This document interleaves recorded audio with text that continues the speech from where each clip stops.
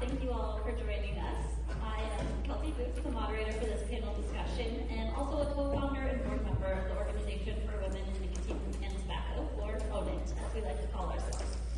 On behalf of Ownit, I want to extend our sincere thanks to the folks at the Nicotine Resource Consortium for providing us with this platform to host our second annual panel. Educational programming is a key part of our mission, and it is a special privilege to be able to take the stage here and kick this off with a women-led discussion on an exciting topic for personal and professional development, entrepreneurship. So Ownit exists to empower women in the nicotine and tobacco space, and the women on this stage are some of the biggest powerhouses in the industry. While their backgrounds are diverse, each has embraced the entrepreneurial spirit and paved her own way. When we got together to prepare for this panel, we had such fun discussing our respective journeys and shared experiences, and we ultimately decided we wanted to bring that dynamic discussion and conversational tone to you all today. So in that spirit, I'm not going to waste time reading all the bios. You can find that in your conference program. I'm going to hand it off to each panelist to do her own introduction and just say a little something about what entrepreneurship means to you. So, Sarah. Test. Can you hear me? Maybe I need to move it like this. Okay. Hi everyone, I'm Sarah Marking. I'm the Chief Strategy Officer with Sanova. Sanova is a relatively new organization, but myself and my team have been working in this space for quite some time. In terms of, I think, what entrepreneurship means to me, I think it's core to the mission that we are following on as a company, and I think that mental state that you need to be in when you think about entrepreneurship, it's really about living outside your comfort zone. And I think if you are not living outside that comfort zone and stretching just a little bit, that you're not learning and you're not advancing. And so I'm very fortunate to have founded Sanova along with two other co-founders who have a different skill set from mine. And so often I'm very fortunate in when I'm stretching, one of them is in a comfort zone. So I think one of the things that can be helpful as you think about entrepreneurship and what that could mean, it doesn't have to be a solo endeavor.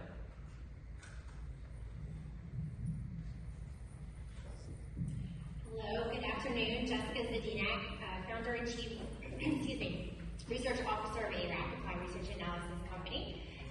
So entrepreneurship, actually, it wasn't really a term that I ever really thought about until probably, honestly, this panel and those discussions. It just kind of was for me. But now, in preparing for the panel, looking back my whole life, I really have always kind of had an entrepreneur type spirit. And so to me, that means I go against the grain.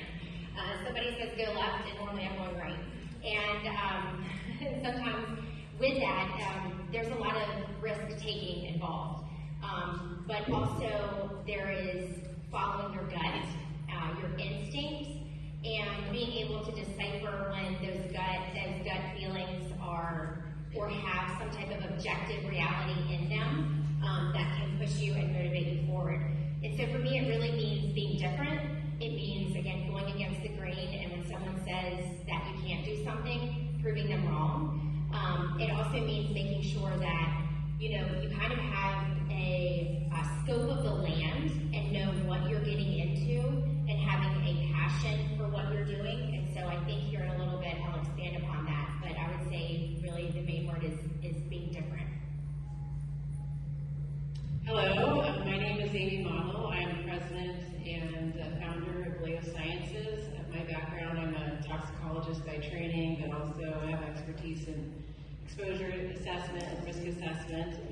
And Valeo Sciences is a scientific consulting company that integrates science to address complex issues on human health. And I've been practicing in the field for 25 years, but Valeo Sciences is relatively new, 2 years old. But what entrepreneurship really means to me is about making a difference. So making life count, paying it forward, so mentoring and fostering the careers of other scientists as they grow in their career. Also creating and innovating and solving complex issues and doing that in a very collaborative, multidisciplinary way. And I think also, just most importantly, just harnessing that spirit that anything is possible and no one can get in your way of just accomplishing great things together.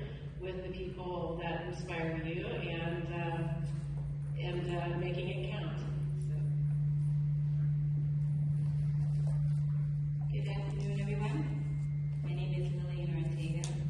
I'm the owner and chief regulatory strategist at WOW Solutions. And yes, it does stand for something. WOW stands for Where Outstanding Wins, and that is a philosophy rooted in my days when I was in the Navy. I was in the Navy for 8 years, and I joined the Navy shortly after graduating from high school. And what I learned while I was at the Navy was deeply rooted in the fact that as women and joining the Navy and being on ships, where the expectation is never just that you're excellent. That is required of you in the spaces that you're in. And so I took that mantra and I moved into federal service. After 15 years of federal service, I took that and I expanded on that philosophy and launched WOW Solutions, where my goal is to take the knowledge that I've had over the careers that I've had, and actually share that knowledge and partner with companies to help them understand the regulations so that they'll be able to innovate in the future. So what entrepreneurship means to me? I thought about that for a while when we had that discussion, and there were a couple of things that came to mind, but the one that stands out is freedom. It's freedom to grow something, to create something of your own, where you have values that you have developed over your career, and you can implement that through your business. Thank you. I'm Ashley Davis. I'm actually a little bit different than everyone else here. I'm in the politics and the political side of things. That's now turned into business for me. I worked for Governor President Bush and then have worked at a law firm, started my own firm, and then just merged my firm 3 months ago with someone else. But I've been in this industry, I think it's 14 years, starting out originally working with representing Zapata and BTA, but also sit on the Turning Point Brands board, which was one of the main things that I'll talk in a little bit about my pivoting and what I wanted to do. But entrepreneurship for me is definitely about the risk. I mean, when I started my firm originally 10 years ago, I had people follow me out and start with me. Then all of a sudden, I was responsible for these people's livelihoods, including their families and extended families. And so it was something that was really scary, and having that pressure on my shoulders.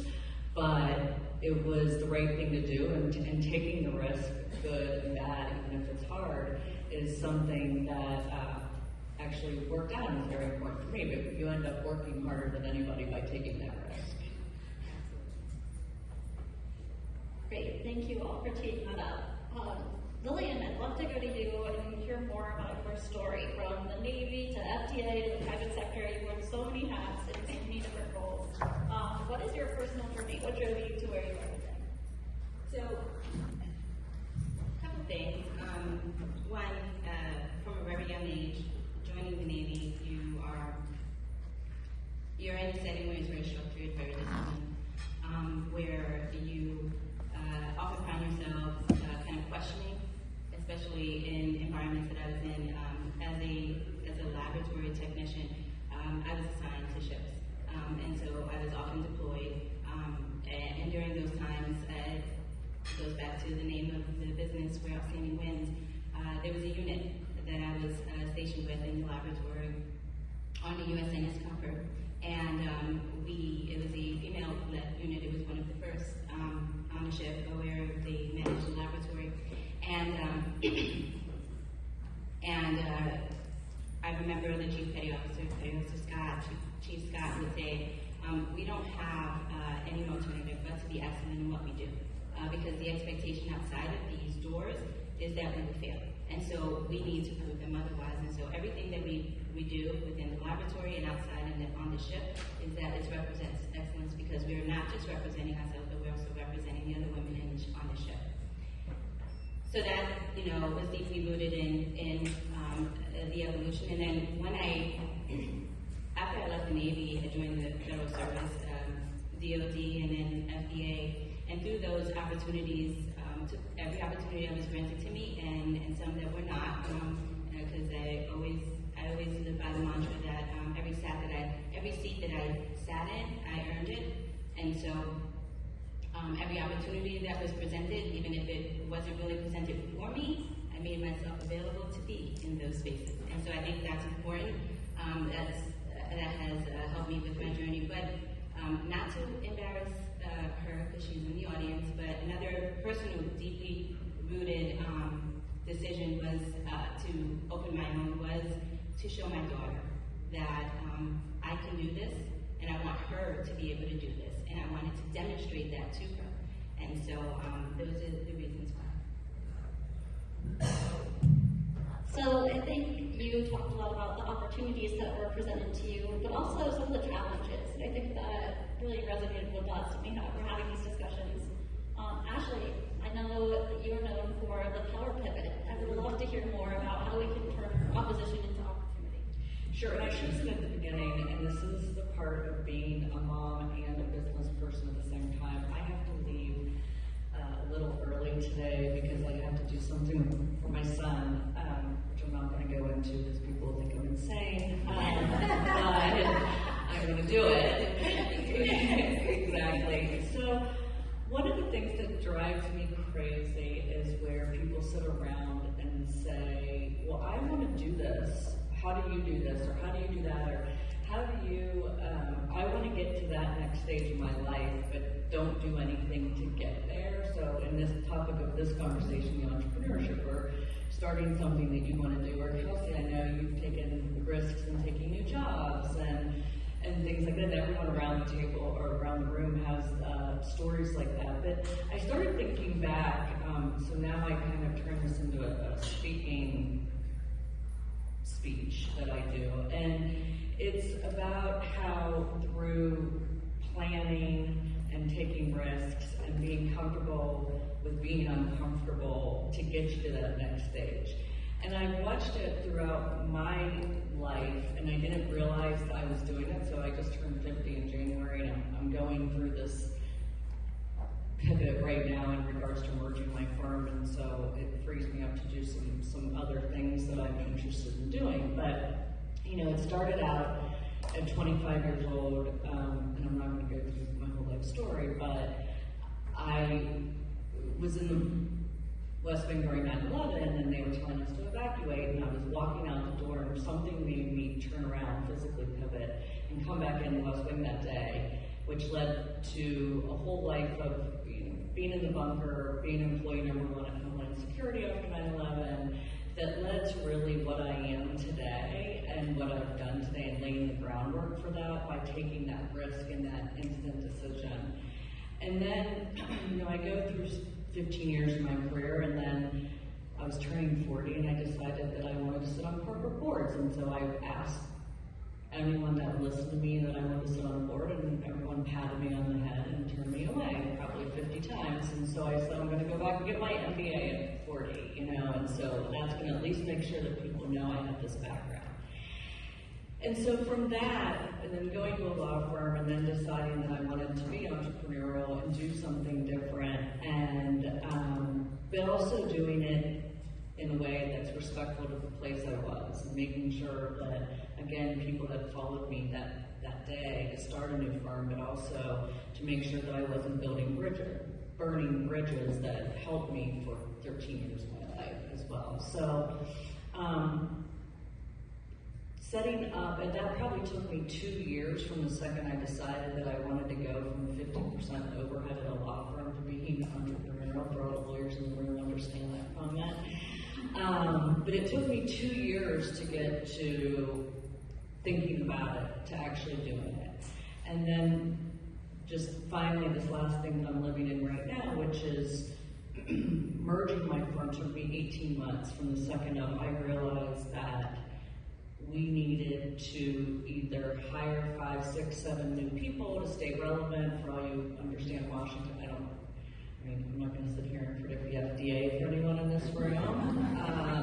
But how do I stay relevant? How do we, we're all getting a little longer in the tooth, especially in regards to the political world, of staying So what do I do? And so it took me 18 months, because again, I was not just doing it for myself, I was doing it for an entire team of people and their families. And so the thing that I am doing this whole 45 minute speech in like 3 minutes, but I mean, like the thing that's really important that I try to get across is that whether you're doing it for a company, whether you're doing it for yourself, whether you're doing it for your family, whether you want to have a baby or get divorced or whatever it is, putting in that work to actually get to the next stage that you want to get to is what you need to do. And otherwise, it's not just going to fall on your lap. And that's why I started this conversation of, if you want to do something, it's up to you to do it.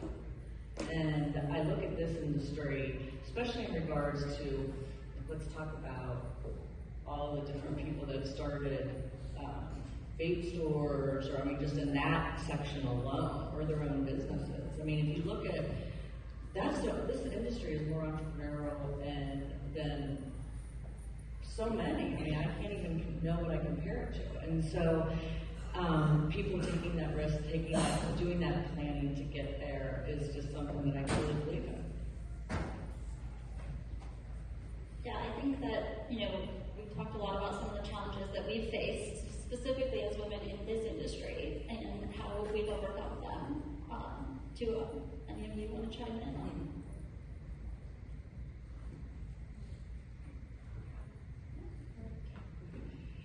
Yeah, so I think, the challenges, I know for me personally, began all the way back kind of in middle school. And so it's kind of been a trajectory of being told I can't do something, and that then being basically what lights the fire for me to do it. So really, I think there are some people that can be told no, that can be told you can't do that, or why are you doing that, and questioning you. And some people will, I guess take that to heart, or just kind of sit down, right? Excuse me. And for me, that just makes me try harder and prove them wrong. I think that ties back to the entrepreneur spirit that we're all talking about on the panel. But challenges for me really, again, have been my whole life. And being told no, or being told I can't do something, but specific to the industry. So I've been in the industry for 10 years now, and worked at Altria for almost about 7 years, and among some of the brightest scientists I probably will ever know, greatest individuals. But that was right at the time, I guess 2015, right at the time it was getting hot and heavy in the PMTA space. So I was the first outside social behavioral scientist that they hired to come in and work on their PMTAs and their associated studies. And I never really got the sense there that there was, something different about me because I was a woman and it was a predominantly male, room, basically. But now looking back, I think there were hints of that, but that's across the board. That's across the board. Even some of you in the room here today who might think to yourself, well, I don't do that. I still do think we experience that as women, and that is a challenge that we face. When I walk into a room, I feel like I have to work 3 times as hard to get my voice heard, and for people to listen to me. And there can be a man sitting right next to me who says it kind of like not even as intelligent as I do, and people are listening to him, and they listen, and I'm sitting there going, I just said that, right? And so yes, it's 2025, and it is still happening. And that is why we are here on the panel today, to tell you that it is happening. So please be cognizant of it.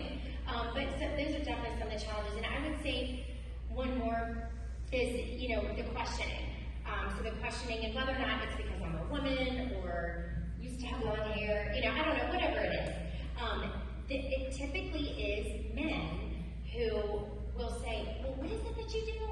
Like, how do you have a team of 10 people? Like, what do you do?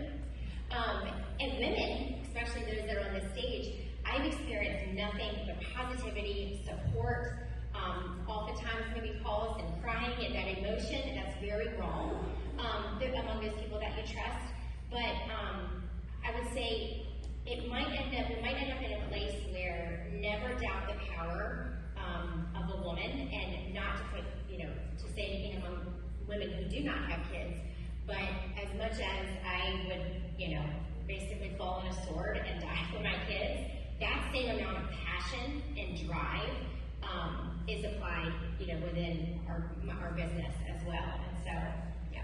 Kellsi, I'm going to pivot my way out of this room to get my son. But thank you. I'm so sorry for leaving early. I know a lot of you in this room, but see you soon. Thank you for including me. Thank you for coming.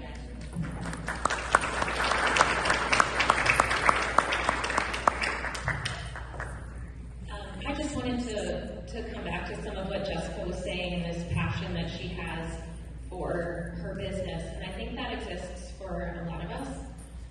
And one of the things that I come back to quite regularly, now that I'm fortunate enough to be a leader, and I've been in that position at other times in my career as well, but we have such a unique ability to be able to influence the culture of our own organizations. And as we do that and we create workspaces where everyone is heard and where, we value different ideas and diverse perspectives, as we do that, things are changing, because the more companies that operate like that, the more, people move around from business to business, right? And so they carry that experience and that culture with them, and it does have ripple effects. So one thing that we've talked a lot about is, being leading experts in your field, but then having to go so far beyond that in starting a business. You have to be an accountant. You have to do all of these things that it takes to do the day-to-day. Do you have any advice on building that support system and really doing the business portion of this? I'll jump in here. So you're absolutely right. When you're a business owner, you wear multiple hats, and pretty much every hat that exists, from doing administrative work to financial work. And I think the things that I have gained that has helped me in this journey is just, one, surrounding yourself around with people that are smarter than you. You lean on other people's expertise to help guide and advise you along the way. And don't feel like you have to do it all. Like, you really lean on people, because that really presents them opportunities to grow in and of themselves. So I've leaned on experts in the financial space and HR and IT, and they do their thing and tell me what needs to be done, and it makes my job a lot easier. So I would say, to piggyback on Amy's point, is that you are taking a risk, and if you're taking a risk and it's you yourself, or you're taking a risk and you're bringing along others with you, it's a heavy burden. And you understand that you are going to be wearing multiple hats, and you're going to have to pitch. You're going to have to do sales, you have to do the accounting, you have to do all of those pieces. And in that first year or two, there was a struggle. And I launched in 2023, shortly after I left the FDA, about 6 months after I left the FDA. And after those 6 months, I actually did research, and I reached out to lots of folks in this space and in others to kind of figure out how best do I begin this process. And sometimes it takes you to go work with other companies and kind of learn from them to understand, how can I build this for myself. And I will say, not specifically because I'm on this Ownit panel, but they're the board members and Ownit in every capacity, from the moment that I spoke to them in, I think, my first speaking engagement, April of 2023, here at TMA, and I had an opportunity to speak to those individuals wherever they were in their capacity, and brainstorming with them. They've given me guidance, they've given me advice, they have talked to me about, maybe you should speak to so-and-so, they can help you through this process. And so I think it takes a village, it really does. And you don't have to necessarily do this on your own. You do ask people, and you'd be surprised at the advice that you get.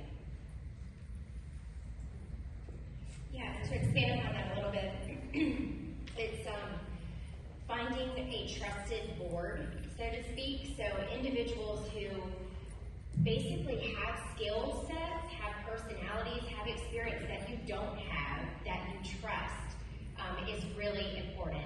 and identifying and being real with yourself to say, I know what I'm good at, and I know what I'm not good at, and having a really strong self-reflection has been really important. And it's been, I guess, 3.5 years now, and I'll admit, I look back and made mistakes, and it's like, oh, at this point, I should have stopped doing it myself and gotten someone who was an actual expert.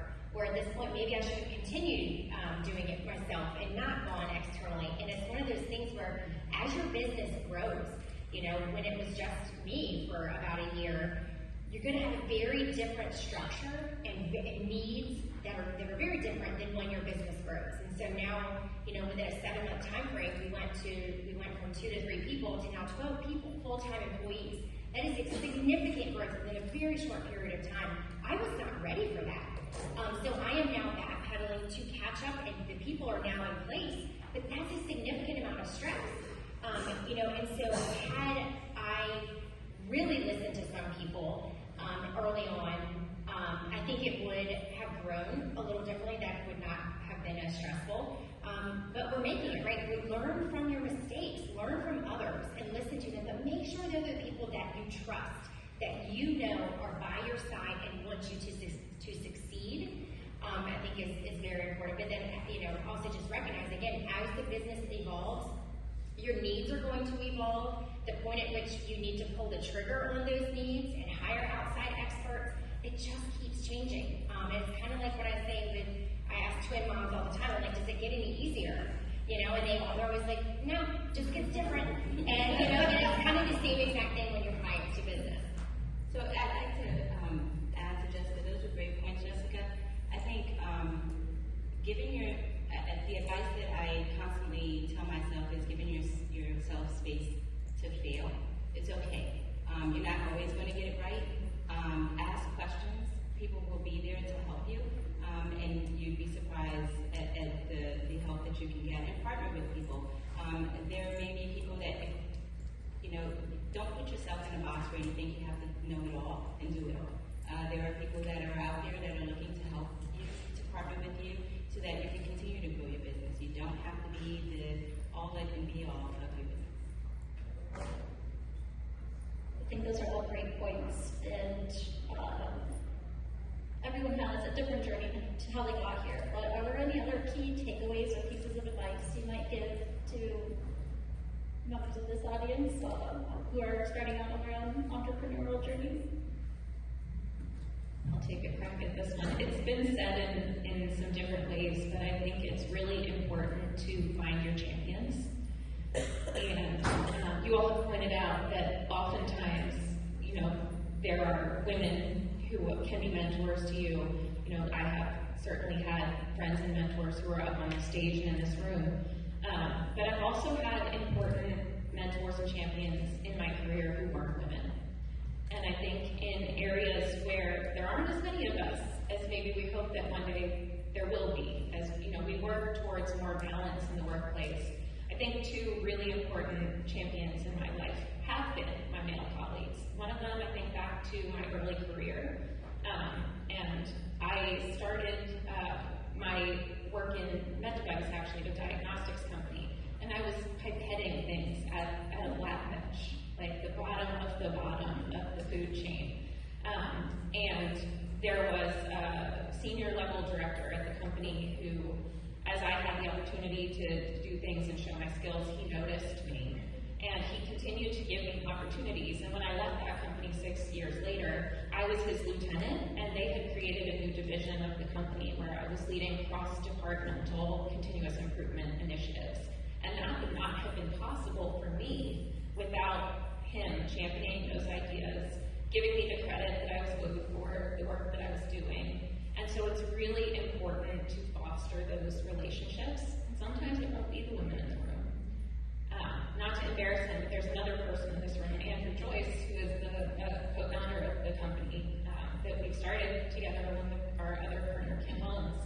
And again, a fantastic human who recognizes skills in others and isn't afraid to embrace those capabilities as an addition, to what he brings to the table. And so really don't discount those men in the room who, can help you advance? I would say, not to sound too corny, but dream big and reach for the moon. And I think it's an actual kid quote, but even if you fail, you'll be among the stars. And make your dreams as big as you can possibly imagine them to be. I know when I started ARAC, I said we are going to be an international research institute, research organization, and we're going to be global. We're going to be surveying consumers all over the world. Actually gives me chills now thinking about it. And hard work, the right team, the right people that support you all along the way. Belief in yourself, belief in others, trusting others, being good to others. You never know when a current relationship or past relationship is going to come and help you along the way in the future. And just think about leaving the world a better place. And I think a lot of us up here have started organizations because that is in our hearts, whether it is related to science or research or strategy or helping solve complex problems or switching smokers one after another, but just do good. And I had another point, but it's out of my head, so I'll pass it on. That's great, Jessica. I think a lot of things that have been said already have been really resonating with me, and I think a few things to emphasize is, for me, just being comfortable with being uncomfortable, and if you're not uncomfortable, you're likely not growing. And it takes a lot of courage to take that big leap of faith in yourself and people around you to start a business. But in that process, just enjoy the journey. That's what it's all about, to make a difference, make life count, enjoy the people that you work with, and do it together. And so in that process, really fail along the way and learn from those failures, but give yourself kindness and grace in that process, because we're all harder on ourselves than others. And I think the point too about relationships, you never know where a relationship will take you, and just make those relationships deep and meaningful, and enjoy the process. So I think I'll touch on a couple of things I think that have already been said, but to my journey, and that would be, don't limit yourself. I started out as a laboratory technician in the Navy, and went through various journeys where I finally ended up, I'll say, when I left the Navy, didn't ever think that I would go into federal government service, but there I was. In 2009, I was at the Center for Biologics Evaluation Research, and had been there for 5 years. And a mentor of mine, who's no longer with us, Mr. David Keith, that I used to work with, reached out to me. He had just joined the Center for Tobacco Products, and he gives me a call and he says, Lillian, I have a great opportunity for you. You need to come over to CTP. And I said, no, I don't have any idea about tobacco. Why would I even go there? And he's like, no, I think you would be great here. You are a unicorn. You like to build things, and you like to take complex situations and bring them apart. This is a unique opportunity where they're starting from the ground up. They could definitely do this. And I sat there for, I want to say, 2 years, and I did not respond, and I did not say I would. 2 years later, it just so happened that I saw him in the cafeteria in White Oak, and he said, are you ready? And I just looked at him, and I was like, are you serious? I haven't spoken to you in like 2 years. And he's like, are you ready? And I said, yes, let's go. And so I joined CTP in 2015, and it was the branch chief coming in, had no real knowledge about tobacco, but it was the eagerness I had to learn about tobacco, learn about regulations and requirements. The foundation was there because I've always been compliance and enforcement, but it allowed me to continue to grow, and I enjoyed what I did, enjoyed working with manufacturers, importers, from 2015 on, and sharing the knowledge that I have, and that's the reason why, at the tail end of my career, I wanted to continue that, and I wanted to figure out how's the best route to do that, and it was to enter into entrepreneurship. But I'll close with saying, don't limit yourself, because you'd be surprised at what others see in you that you don't see in yourself, and you put yourself in a box. And for that, I would say, keep your dreams wide open, as my colleagues, my incredible colleagues have said. Thank you all so much for sharing your personal experiences and stories. I think that there's some really great takeaways here. But I think we're about ready to open up to questions from the audience.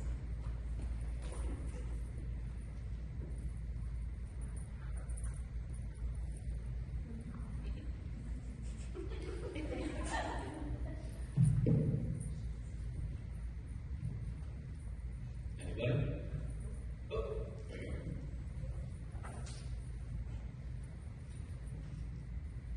So as you build your businesses, what has gotten easier over time and what has gotten harder over time?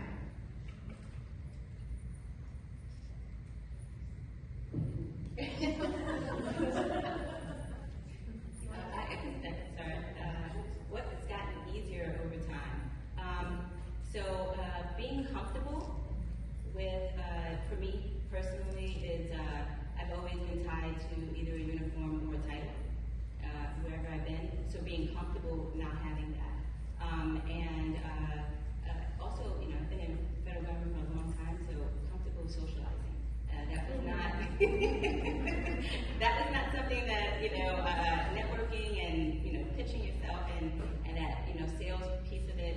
I've gotten better at it, but it was definitely a challenge. I would say some of the operations have gotten easier. So when you're building a business, just building the framework of like legal and IT and HR and accounting and all of those things, it takes a lot of effort to set those structures. So once you have that in place and you have the right skill sets and expertise to support you in those efforts, that gets a bit easier. But as you grow a business, then that adds other challenges. So as we're growing, we have 13 people now, almost 2 years, and so that just adds to additional challenges on where we want to go next. How do we structure our company? How do we manage staff resources? And just always constantly looking forward and how we're going to do that collectively as a group. So I think that will always be something that we should be challenging ourselves on. But the operations have gotten a bit easier. Yeah, so I would say what's gotten easier is talking about what we do in a confident manner. So certainly, over time, the more and more we conduct the studies, report the studies, it just becomes like, second nature, and that has gotten a whole lot easier. I think what's gotten more challenging is wearing all of the hats and juggling it all, and being able to sleep and finding time to sleep. But definitely, as Amy said, the operations has gotten more difficult.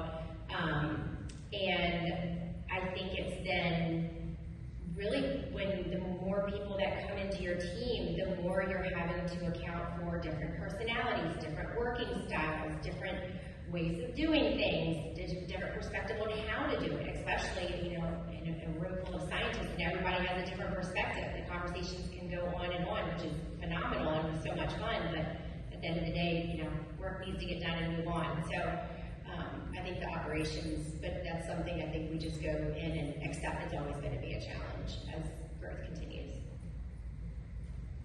Yeah, I think to build on what Jessica was saying, I think what gets easier and what gets harder is the same thing. It's the relationships, because business, like ours in particular, consulting, it's all about relationships, right? And so if you don't have all of those relationships developed, that gets easier with time, because you start to know more people, you connect with more folks organically, more folks work with you and have a good idea of what you do as a company. But at the same time, the deeper those relationships get, the more complicated they can get. And that can include relationships, amongst others in the industry, your own relationships, particularly in this industry where we're dealing with an evolution in the thinking of the regulator, right? What maybe used to work doesn't work anymore, and there's always this shifting, and I think that same thing applies also to the relationships that really are the lifeblood that fuels our businesses. We have another question. Hi guys, Steph Miller from Jewel. Would love to hear any comments around the paths that you all have been on so far, whether you feel like they've been generally linear or more windy, and any comments around that as well. So, if I had a marker in my hand, it basically would look all like this.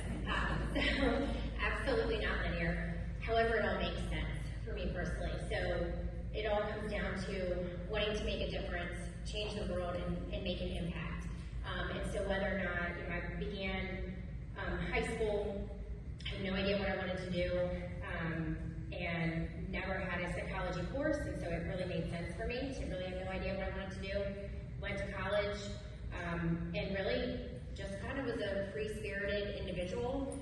And my first psychology course hit, and I knew immediately it was what God made me put me on this earth to do. And it is in my soul, and as corny as that sounds, it is true. And so from there, if you were to look at it from that perspective of finding what you're meant to do and doing it, that's absolutely linear, because that has followed me across my entire career. But how I got to where I fundamentally believe I'm supposed to be today, it started with the federal government, NIH, and then consulting for 5 years, and then it was in industry for almost 7 years. And then it was having kids and not knowing what the heck to do, and being a stay-at-home mom, and knowing that that certainly wasn't for me. And all along the way, I look back, not that there's anything wrong with that, let me just be very clear, that's certainly not for me. Behind all of that, I look back and it makes perfect sense now. Every stop and every stop along my journey was a piece of the puzzle, and right now, especially with this team we have, it's like all the puzzle pieces came together, and it's really a beautiful thing. But again, it makes sense, okay, so I was in the federal government to learn the public health side, to learn the bureaucracies, to learn what it's really like to review designs of research and work across agencies, and then I went to Altria to get the experience of industry from the manufacturer side and the regulator. It just all makes sense. And so while it might be a huge mess, like if I were to draw it on a canvas, right in the middle of that is a linear line of passion and psychology and that route to existence. I think something that came up a lot in our discussions was expect the unexpected. It's not always going to work out exactly as you thought it would, but it's going to work out. I'd like to say, Stephanie, I had it all figured out. I don't think so. I had it all figured out. Absolutely not.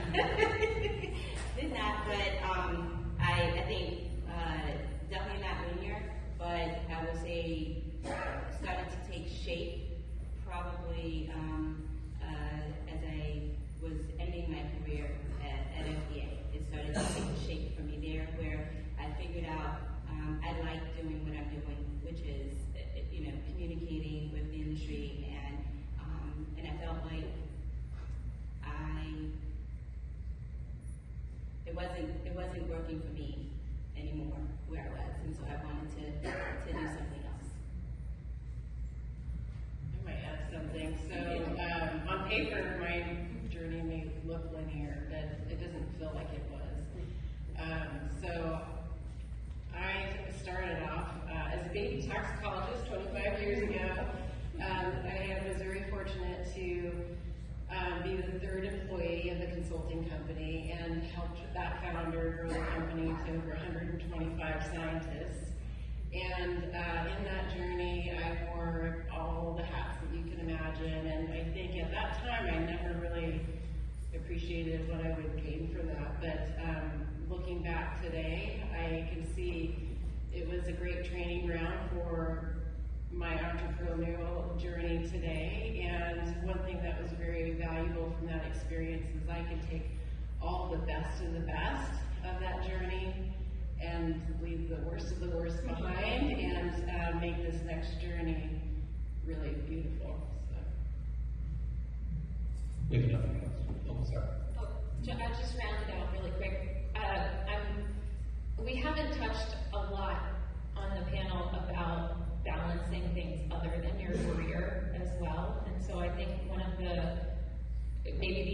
conclusions is that all of those additional life considerations don't factor into the puzzle and what you're able to do at any given moment.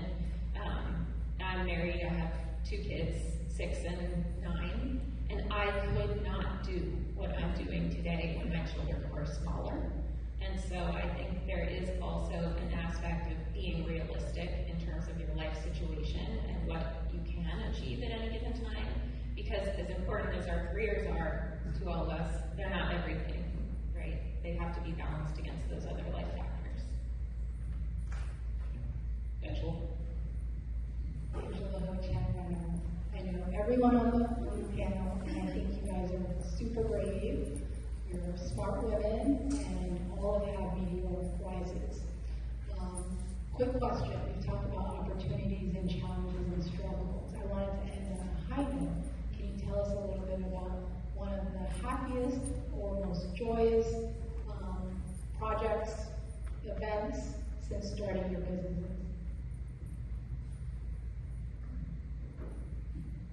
I'll take this one first. One of my career highs was actually at the last Atnf meeting when it was TMA, and I had the opportunity to sit on the first panel, kind of, I think, that paved the way for this one, where we had an amazing team of female professionals in this space that came together to discuss challenges that the industry was facing and how we could advance industry forward. And even existing on that panel it was a fantastic experience, but it forged relationships for me, and so it was really a high point in my career. That was a really good panel. So I will look at the lady over there. It absolutely hands down was GTNF last year when ARAC won the award for service to industry, because we pride ourselves on being client-serving, client-facing, client-servicing, and it was really, it meant a whole lot to, one, not even be known that we were nominated, but then also receive the award, and look at you too. So, congratulations. I think the proudest moment that I've had over the last couple of years actually just happened a month ago, 2 months ago, and I was at the Society of Toxicology conference, and so proud of my team. We presented 6 papers there, and it's just great to see them build their visibility, build their skill set and expertise, and showcase that, and just was a very proud moment for me. So, proud moment for me, kind of piggybacking on the fellow panelists, was when I got a phone call from Chris Greer and Michelle in 2023.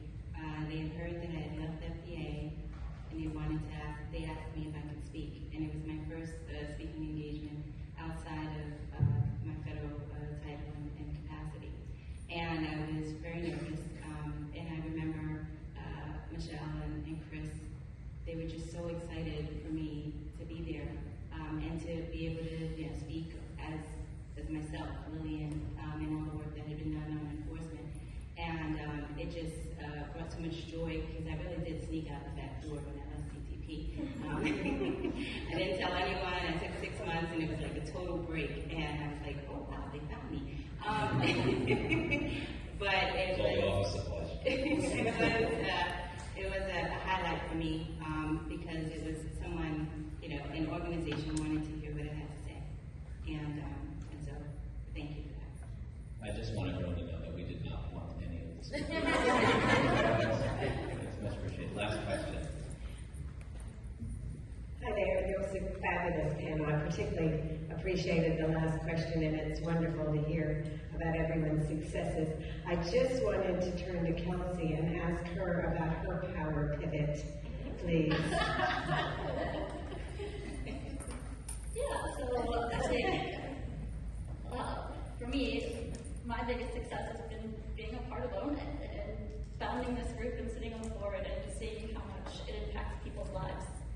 And it's given me so much to be where I am at my age. I recognize that it's a big accomplishment and it's taken a village. And along those lines, I would like to take this opportunity to honor some of our biggest champions and supporters and present our Ownit annual awards.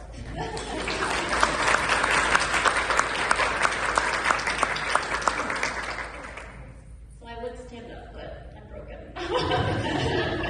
I would love if my colleague Brittany Cushman, who's the president of Ownit, would come join us on stage.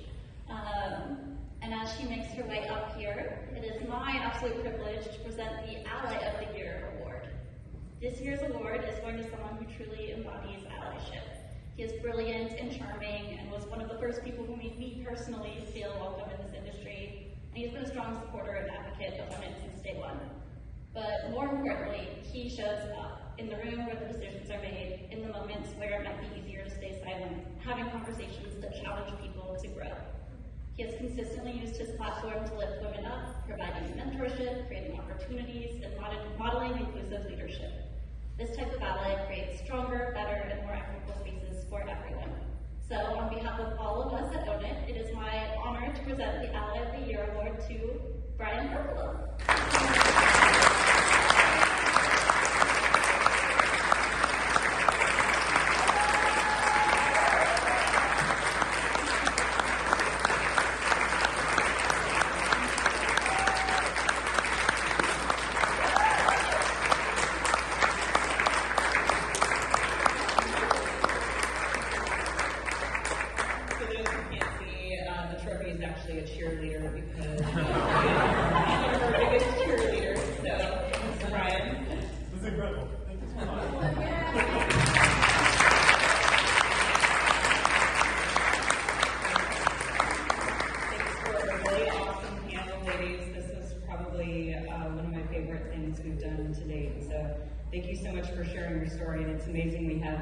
So many women in this industry that have taken the risk to go out on their own, and that you guys have been able to support each other. So it's really, really beautiful to see.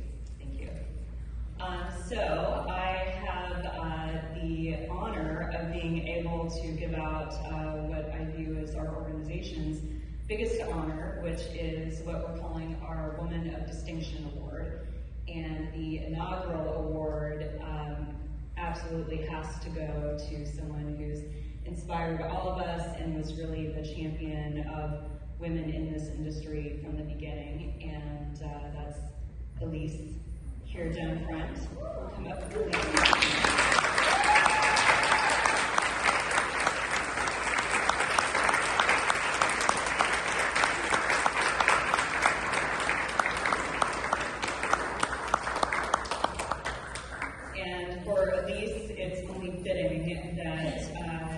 trophy would be a queen wearing a tiara, holding flowers in a power stance. It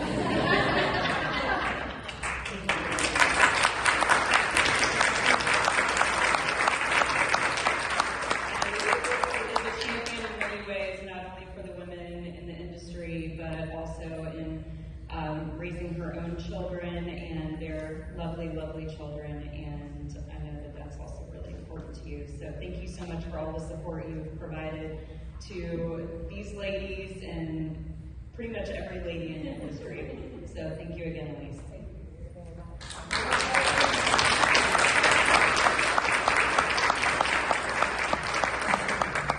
And for anyone interested in learning more about Ownit, you are more than welcome to come talk to any one of us, and we are happy to fill you in on the types of things we do. We also have a website which Allie just redesigned and made absolutely fantastic. This is all work that we do out of love for the organization and love for the women in this industry, and Allie has spent just an amazing amount of time on making our website pretty. So thank you. It's ownitwomen.org. Is that right? And please check it out and see some of the events. Get your colleagues involved. They don't have to be in the policy space. Anyone in your organization, marketing, sales, we're trying to reach out to everyone. So if you know of events that we should partner with, please let us know. So thank you and enjoy the conference.